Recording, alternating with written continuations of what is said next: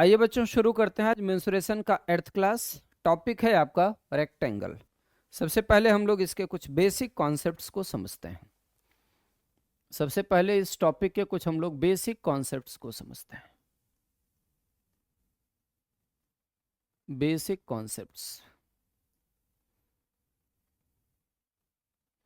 Basic concept में देखो, ये एक शेप है। इस शेप को हम लोग रेक्टेंगल के नाम से जानते हैं। This shape is called rectangle. ये ए है, यहां पर आपका बी है, this is C and this is D. A B C D ये आपका एक रेक्टेंगल है।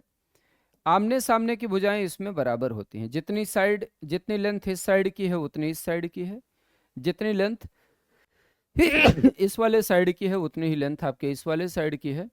इसमें दो डायगोनल्स होते हैं, उनकी लंबाइयां भी आपस में क्या होती हैं, बराबर होती हैं। मतलब हमने ऐसे खींच दिया साहब, इसका एक डायगोनल ये वाला है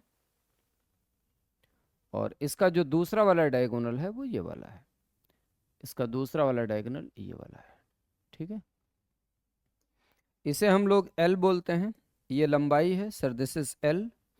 ये L है, ये भी आपका L है, ये आपका B है, ये आपका B है और ये भी आपका क्या है, तो आप बोलेंगे दिस इज आल्सो B। ठीक है, जब मैं आपसे पूछूंगा कि एक बार बताओ ये जो रेक्टेंगल दिख रहा है, इस रेक्टेंगल का एरिया क्या होगा। सबसे पहली बात, अगर मैं आपसे पूछूं what is the area of rectangle, area, तो एरिया ऑफ रेक्टेंगल निकालने के लिए हम लोग दो ट्रायंगल के एरिया को ऐड कर देते हैं। ट्रायंगल ABC का एरिया और प्लस ट्रायंगल ADC का एरिया। तो ये हो जाएगा this is area of triangle ABC, area of triangle ABC और plus area of triangle ADC plus area of triangle ADC। ठीक है, इन दोनों के एरिया का ये क्या है, तो आप बोलेंगे समेशन है, या इन दोनों के क्षेत्रफल का ये जोड़ है। ठीक है, अब यहां से आपको ऐसे मिलेगा, this must imply area is equal to triangle ABC का एरिया बोलोगे तो ये होता है 1/2 L into B. This is 1/2 L into B plus triangle ADC का एरिया होता है again 1/2 L into B. 1/2 base into height, यही तो होता है। आप बोलेंगे जी सर। तो अब 1/2 L इंटू बी और 1/2 L इंटू बी को जोड़ दोगे तो कितना मिल जाएगा, L इंटू बी। यहां से आपको ऐसे मिल जाएगा area of rectangle is equal to L into B, या आप इसे बोलेंगे लंबाई गुणा चौड़ाई। तो अगर मैं कभी आपसे बोलूं कि आयत का जो क्षेत्रफल है वो क्या होता है, what is the area of rectangle, तो सर जो आयत का क्षेत्रफल है वो होता है लंबाई गुणा चौड़ाई। ठीक है, दूसरी बात, सेकंड वाला पॉइंट आइए देखा जाए। सेकंड वाले पॉइंट में हम लोग देखते हैं पेरीमीटर ऑफ रेक्टेंगल। सेकंड वाले पॉइंट में हम लोग क्या देखते हैं, तो आप बोलेंगे पेरीमीटर। पेरीमीटर का मतलब क्या होता है, परिमाप। परिमाप का मतलब सिंपल एक बात समझो, ये जितनी बाउंड्री है ना, पूरी बाउंड्री को जोड़ दीजिएगा तो पेरीमीटर मिल जाएगा। तो क्या मिलेगा, L plus B plus L plus B. तो ये हो जाएगा आपका 2L प्लस 2B, तो 2 times L plus B, 2 times L plus B, this is the perimeter, या इसे हम लोग परिमाप बोलते हैं। हमें एक बात याद रखना है, जो एरिया होगा वो यूनिट स्क्वायर में आएगा और जो पेरीमीटर होगा आपका वो हमेशा आपका यूनिट में आएगा। एक तीसरी बात यहां पर मैं आपके साथ और साझा करना चाहता हूं, क्या, तो आप बोलेंगे डायगोनल। ये देखो बच्चों, ये जो AC है ना, ये AC आपका क्या है, डायगोनल है। जितना AC है उतना ही आपका क्या है, BD। तो अगर हम लोग राइट एंगल ट्रायंगल ABC को ले लें तो आप बोलेंगे कि सर हाइपोटेन्यूज का square is equal to perpendicular square और प्लस क्या होता है, बेस स्क्वायर। तो एक बात हम लोग ऐसे कह सकते हैं, AC square is equal to AB square plus BC square. AC square is equal to AB square, AB square और प्लस क्या, तो आप बोलेंगे प्लस BC का स्क्वायर। अब जब मैं बोलूंगा AC का स्क्वायर क्या होगा, तो AC square is equal to L square, sorry AC square is equal to diagonal का स्क्वायर, D स्क्वायर बराबर आपको मिलेगा ऐसे L स्क्वायर और प्लस B स्क्वायर। या आप ऐसे बोल सकते हो कि डायगोनल बराबर, यहां से आप ऐसे बोल सकते हो diagonal is equal to under root L square plus B square. Diagonal is equal to under root L square plus B square. ठीक है, this is the length of the diagonal, या ये आपके विकर्ण की क्या हो जाएगी, लंबाई हो जाएगी। अच्छा, एक बात आपको और भी समझना है, जितना ट्राइंगल ए ओ डी का एरिया होता है उतना ही एरिया ट्राइंगल बी ओ सी का होता है। ठीक है ना, इस वाले ट्रायंगल का एरिया इज इक्वल टू इस वाले ट्रायंगल का एरिया होता है, और सिमिलरली जितना एरिया ट्रायंगल एओबी का होता है उतना ही एरिया ट्रायंगल डीओसी का होता है। मतलब अगर ये वाला एरिया है एक्स यूनिट स्क्वायर तो ये वाला एरिया भी एक्स यूनिट स्क्वायर होगा, और अगर ये वाला एरिया है वाई यूनिट स्क्वायर तो ये वाला भी एरिया कितना हो जाएगा, वाई यूनिट स्क्वायर। मतलब आमने सामने के जो त्रिभुज आपको दिख रहे हैं, ट्रायंगल दिख रहे हैं, इनके जो एरियाज होते हैं या इनके जो क्षेत्रफल होते हैं वो आपस में क्या होते हैं बच्चों, बराबर होते हैं या इक्वल होते हैं। तो आई होप आपको इतनी बात समझ में मेरी जरूर आई होगी। तो these are the basic concepts of rectangle, या ये आयत के हो गए बेसिक कॉन्सेप्ट्स। मैं कुछ प्रॉब्लम्स आपके साथ डिस्कस करने वाला हूं। चलिए, जो हमने अभी तक पढ़ा हुआ है ना उस पर हम लोग कुछ क्वेश्चंस की चर्चा करते हैं और देखते हैं किस तरीके के प्रश्न इसमें पेपरों के अंदर बन सकते हैं। एक बड़ा खूबसूरत सा प्रॉब्लम मैं आपके साथ फ्रेम करता हूं रेक्टेंगल के ऊपर। रेक्टेंगल में हमेशा याद रखिएगा जो यूज करेंगे हम लोग वो पाइथागोरियन ट्रिपलेट को भी यूज करेंगे। क्वेश्चन को सॉल्व करने के लिए हम लोग क्या यूज करेंगे, तो आप बोलेंगे कि सर क्वेश्चन को सॉल्व करने के लिए हम लोग पाइथागोरियन ट्रिपलेट यूज करेंगे। पाइथागोरियन ट्रिपलेट को यूज करेंगे, जिसे हम लोग क्या बोलते हैं, पाइथागोरस प्रमेय से जो आप ट्रिपलेट निकालते हैं, means H square is equal to P square plus B square, इसका यूज कर रहे होंगे सवालों को सॉल्व करने के लिए। एक प्रॉब्लम मैं आपके लिए फ्रेम कर रहा हूं, इसको ध्यान से सुनो। एक एग्जाम्पल फ्रेम कर रहा हूं। ये देखो, एक आपका रेक्टेंगुलर पार्क है, एक आपका आयताकार पार्क है, और मैंने अज्यूम कर लिया कि sir this park is a, यहां पर मैंने बी लिख दिया, यहां पर मैंने सी लिख दिया, और यहां पर मैंने डी लिख दिया। ए बी सी डी आपका क्या है, एक आयताकार पार्क है या रेक्टेंगुलर पार्क है। इसकी लंबाई बच्चों क्या है, सर इसका लेंथ है एल, यहां पर ये लेंथ हो गया आपका एल, इसकी ब्रेथ है बी, यहां पर भी बी है और यहां पर भी क्या है, बी है।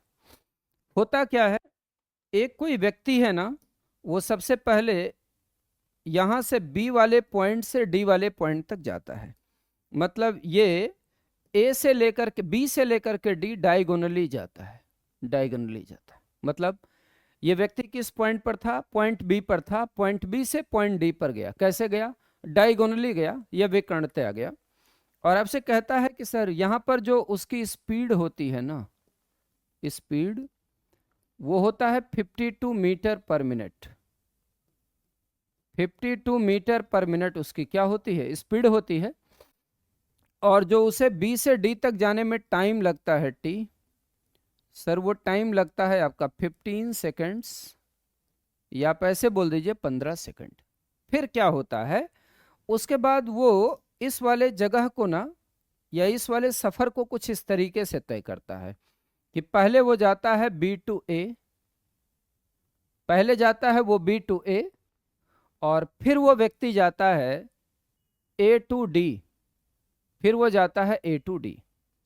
अच्छा, ये जो मूवमेंट हुआ है बी से लेकर के डी तक का, ये वाला जो मूवमेंट है बच्चों वो कैसा है, तो आप बोलेंगे कि सर ये डायगोनली है। और अगर आप इस वाले मूवमेंट की बात करेंगे बी टू ए फिर ए टू डी, ये वाला मूवमेंट आपका कैसा है, तो आप बोलेंगे कि सर ये साइड वाइज है। साइड वाइज का मतलब क्या होता है, भुजाओं के अनुदिश। यहां पर जो उसकी स्पीड रहती है ना, मतलब स्पीड जो रहती है इस बार वो 68 मीटर पर सेकेंड रहती है। Speed is 68 metre per minute, sorry 68 metre per minute speed होती है। और अब की बार फिर जो टाइम लगता है वो 15 सेकेंड ही लगता है, मतलब टाइम आपका सेम लगता है।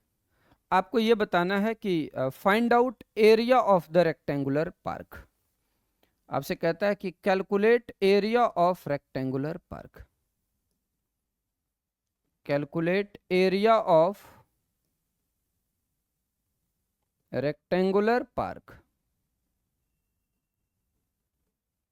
आपसे कहता है जो आयताकार क्षेत्र है ना, उस आयताकार क्षेत्र का जो क्षेत्रफल बनेगा या जो एरिया बनेगा वो क्या बनेगा, आपको इसे कैलकुलेट करना है। ये एक एग्जांपल है, अच्छा एग्जाम्पल है। कुछ बातें मैं पाइथागोरियन ट्रिपलेट की यहाँ से आपको सिखाने का प्रयास करूंगा। आइए हम लोग इसे जानते हैं और समझने का कोशिश करते हैं। आइए हम लोग इसे जानते हैं और समझने का कोशिश करते हैं। सोल्यूशन देख लीजिए।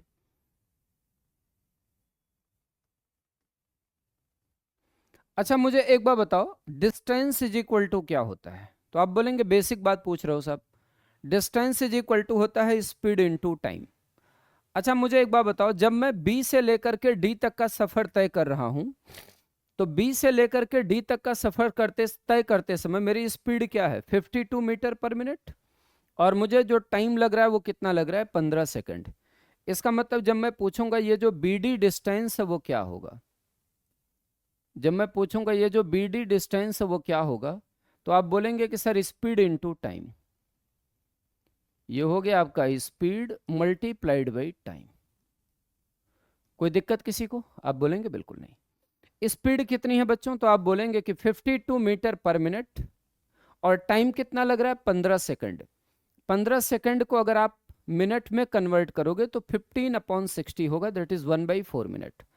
आप बोलेंगे कि एक बात बताओ सर, आप मिनट में क्यों कन्वर्ट कर रहे हो? तो चूंकि जो स्पीड है वो मीटर पर मिनट में है, यहाँ भी मीटर पर मिनट में है, यहाँ भी, इसलिए ये जो टाइमिंग है ना, इस टाइमिंग को हम लोग कन्वर्ट कर देते हैं किसमें? मिनट में। और मिनट में कन्वर्ट करोगे तो बच्चों ये हो जाएगा 15/60। 15/60 बराबर कितना हो गया? तो आप बोलेंगे 1/4 मिनट। कोई दिक्कत किसी को? आप बोलेंगे नहीं। तो यहां से बी डी जो डिस्टेंस है आपका वो क्या होता है? तो आप बोलेंगे कि sir this is √L² plus B square. और √L² प्लस बी स्क्वायर अगर मैं आपसे पूछूं क्या होगा, तो स्पीड है 52 मीटर पर मिनट, और जो टाइम लग रहा है वो 1/4 मिनट लग रहा है। इसका मतलब ये वैल्यू कितनी आ जाएगी? तो आप बोलेंगे कि sir this is equal to 13। या यहां से हम लोग ऐसे बोल सकते हैं, यहां से ऐसे बोल सकते हैं कि दिस मस्ट इम्प्लाई, अगर जरूरत पड़ेगा, अगर जरूरत पड़ेगा तो मैं ऐसे भी कह सकता हूं कि sir L² plus B square की जो वैल्यू आ जाएगी वो 13 का स्क्वायर कितना होता है? 169। सर मैंने इसको इक्वेशन नंबर 1 अज्यूम कर लिया। कोई दिक्कत तो नहीं है? आप बोलेंगे बिल्कुल नहीं। पहली कंडीशन मेरी सॉल्व हो चुकी है। अब जब दूसरी कंडीशन पे आओगे तो क्या होगा? पहले वो बंदा B टू A जाएगा और फिर वो A टू D जाएगा। अच्छा आप बताइए, जब वो व्यक्ति B टू A जा रहा है तो कितनी दूरी तय कर रहा है? B। और फिर जब वो A टू D जा रहा है तो कितनी दूरी तय कर रहा है? L। मतलब अकॉर्डिंग टू सेकंड कंडीशन जो उसके द्वारा कवर किया गया डिस्टेंस है बच्चों वो कितना है? तो आप बोलेंगे L plus B. L plus B. और दूरी बराबर चाल गुणे समय होता है। बताइए स्पीड कितनी है? 68 मीटर पर मिनट, और समय कितना लग रहा है? 1/4 मिनट। ये कितना हो गया? तो आप बोलेंगे कि sir this is equal to 17 metre. Sir इसको मैंने 2 नंबर क्या किया? अज्यूम कर लिया। आप बताइए मुझे क्या कैलकुलेट करना है? एरिया ऑफ रेक्टेंगुलर पार्क, आयताकार मैदान का क्षेत्रफल। भैया क्षेत्रफल क्या होता है? What is the area of rectangle? This is L into B. मुझे L इंटू बी चाहिए। मेरे पास L प्लस बी है, मेरे पास L² प्लस बी स्क्वायर है, मुझे L इंटू बी चाहिए। एक बेसिक सा फॉर्मेट अलजेब्रा का लगाएंगे क्या? वी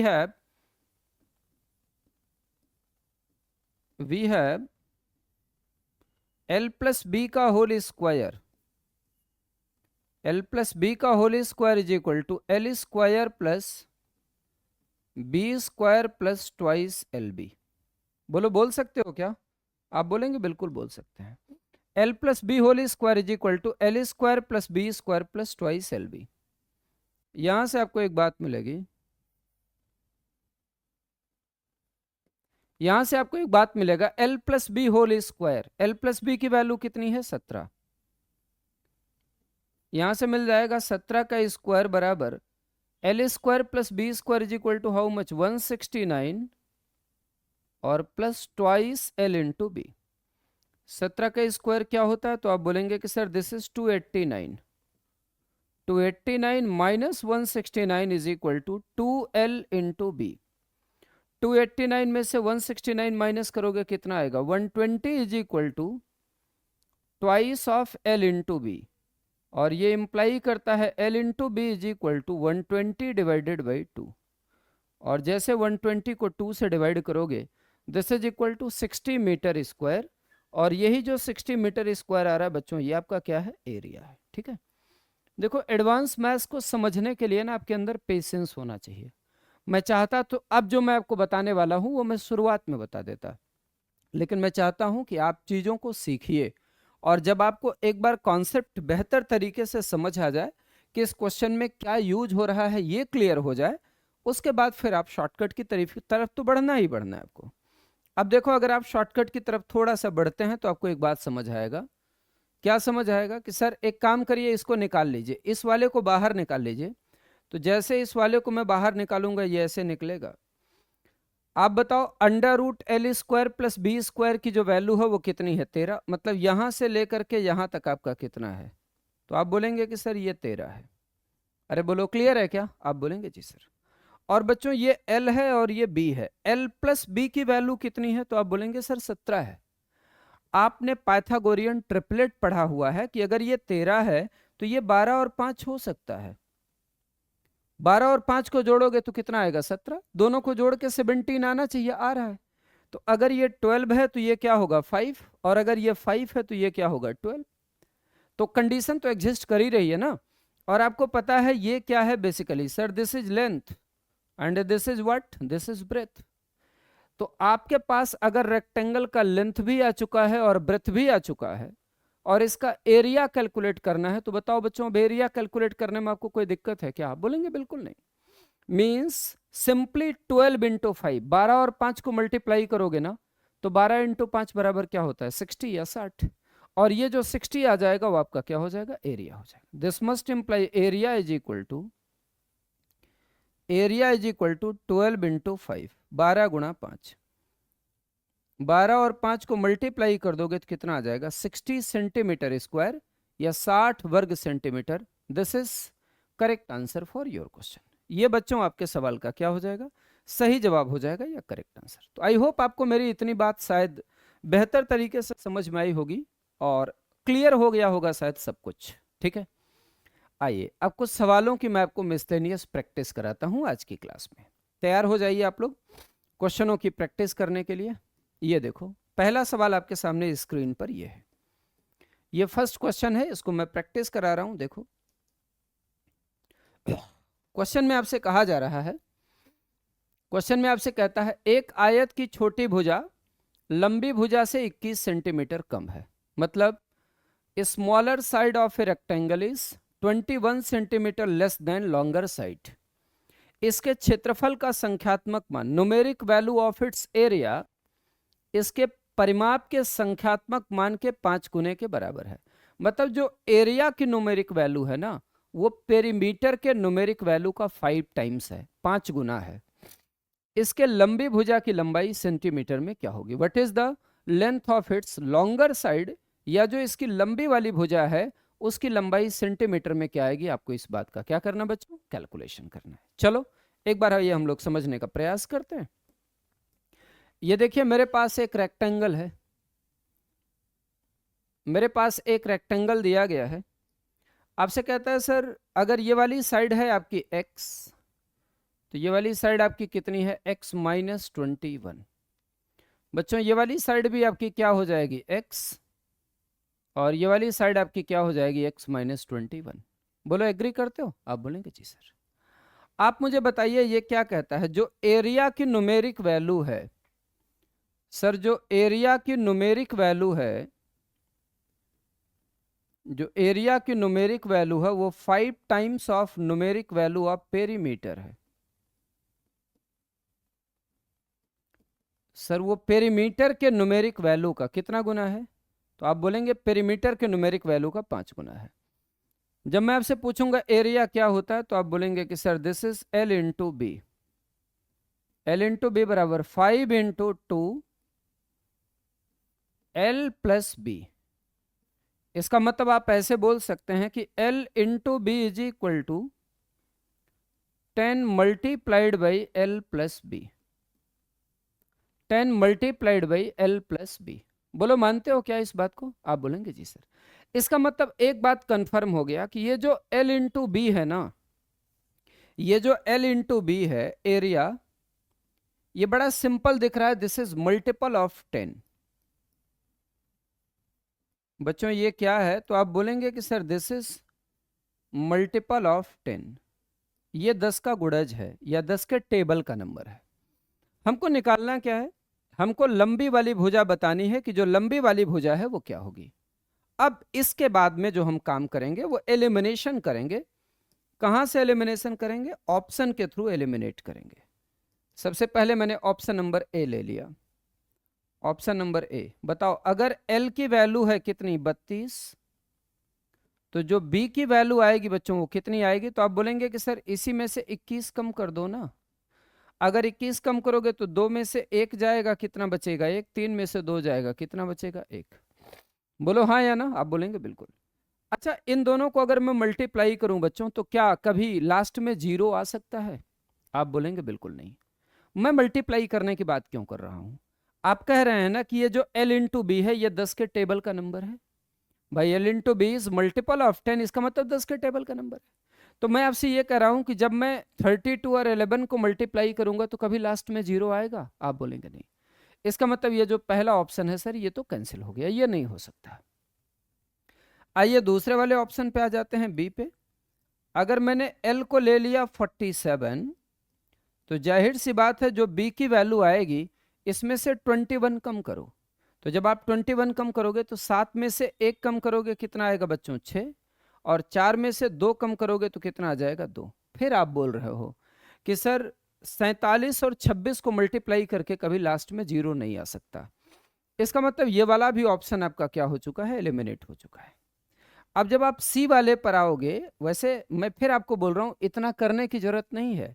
अगर आप यूनिट डिजिट का कॉन्सेप्ट लगाओगे, इसके यूनिट डिजिट पर 5 है, इसके यूनिट डिजिट पर 1 है, 5 में से 1 को माइनस करोगे 4 होगा, 4 और 5 का गुणा करने से लास्ट में 20 आता है 0। इसके यूनिट डिजिट पर 8 है, इसके यूनिट डिजिट पर 1 है, 8 में से 1 को घटाओगे 7 आएगा, और जब आप 8 और 7 को मल्टीप्लाई करोगे तो 8 सत्ते 56 6 होता है, इसलिए ये आंसर तो बिल्कुल नहीं बनेगा। मैं सी वाले को जस्टिफाई करके दिखा दे रहा हूं। मैंने एल की वैल्यू क्या ले लिया, तो आप बोलेंगे सर 35। जाहिर सी बात है जो बी की वैल्यू आएगी 35 में से 21 कम करो, 5 में से 1 को कम करोगे 4 आएगा, 3 में से 2 को कम करोगे कितना आ जाएगा 1। और जब अब आप इन दोनों को मल्टीप्लाई करोगे तो 5 और 4 का गुणा करके आपको क्या मिलता है, तो आप बोलेंगे लास्ट में 0 मिलता है, और 10 का मल्टीपल एरिया होना चाहिए। इसका मतलब बड़े आराम से मैं ये 3 ऑप्शंस को एलिमिनेट कर दिया, इसलिए सर ये जो सी ऑप्शन होगा ये क्या होगा, करेक्ट आंसर होगा। तो जो बड़ी वाली भुजा है या जो longest side of the rectangle है, this will be equal to how much, 35 centimetre, या ये बच्चों 35 सेंटीमीटर के क्या हो जाएगा, बराबर हो जाएगा। चलिए थोड़ी सी अपनी बात को हम लोग और आगे बढ़ाते हैं, अगले वाले क्वेश्चन पे आते हैं। नेक्स्ट अगला क्वेश्चन देखिए। अगला क्वेश्चन जो है आपका वो एक आइसोसेलेस ट्रायंगल से क्वेश्चन है। एक छोटा सा करेक्शन कर दे रहा हूं, यहाँ √6 लगा दिया, यहाँ भी मैंने √6 लगा दिया, और यहाँ पर भी मैंने √6 लगा दिया। चलो एक काम करते हैं, इसको सॉल्व करके देखते हैं कि ये क्या रहा है। आपसे क्वेश्चन में कहता है कि the ratio of length of each equal side and third side of N isosceles triangle is 3:5। मतलब जो इक्वल साइड है अगर आपकी वो 3 यूनिट है, तो जो अनइक्वल साइड है आपकी वो कितनी है, तो आप बोलेंगे 5 यूनिट। मतलब मैं ऐसे कह सकता हूं, इक्वल साइड को अगर मैंने ए अज्यूम कर लिया तो ए की वैल्यू कितनी है, तो आप बोलेंगे 3k, और बच्चों बी की वैल्यू कितनी है आपकी, तो आप बोलेंगे कि sir b is equal to 5k। B की वैल्यू है आपकी 5k, 5k। अरे बोलो क्लियर है ना, ये इक्वल साइड है और ये आपकी अनइक्वल साइड है। ये त्रिभुज का एरिया जो है ना वो 30√11 है। जो एरिया है, area is equal to 30√11, 30√11 centimetre square. तो जो तीसरे वाले भुजा की लंबाई होगी वो क्या होगी, what is the length of third side, मतलब यही बी बताना है।